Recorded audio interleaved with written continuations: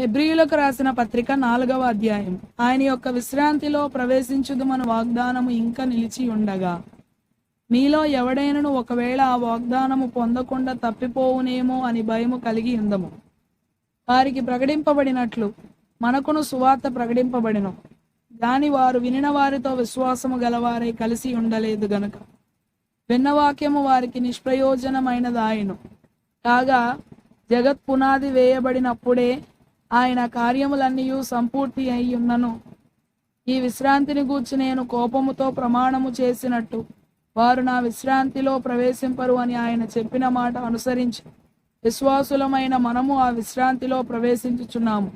మరియు దేవుడు 7వ దినమందు తన కార్యములన్నిటిని ముగించి విశ్రమించును అని 7వ దినమును గూర్చి ఆయన ఒక చోట చెప్పి ఉన్నాడు. ఇదియునుగాక ఈ చోటుననే వారు నా విశ్రాంతిలో ప్రవేశింపరు అని చెప్పి ఉన్నాడు.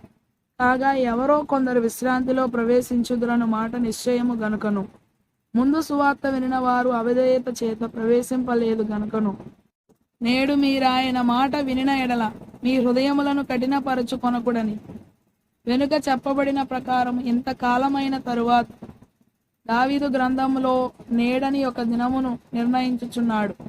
యెహోషువ వారికి విశ్రాంతి కలుగజేసిన ఎడల ఆ తరువాత మరి ఒక దినమును గూర్చి ఆయన చెప్పకపోవును. కాబట్టి దేవుని ప్రజలకు విశ్రాంతి నిలిచి ఉన్నది.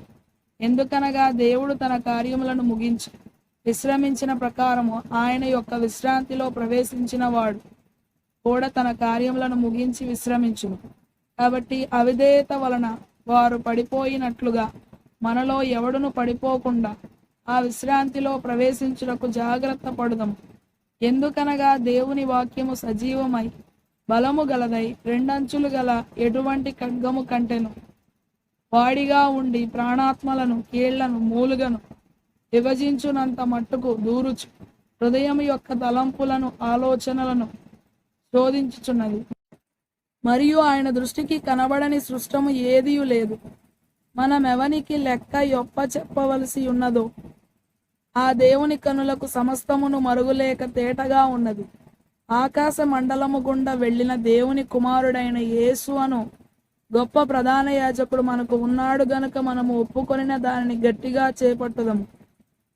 మన ప్రధాన యాజకుడు మన బలహీనతల యందు మనతో సహానుభవము లేనివాడు కాడు గాని సమస్త విషయములలోనూ మన వలెనే శోధింపబడినను ఆయన పాపము లేనివాడుగా ఉండెను.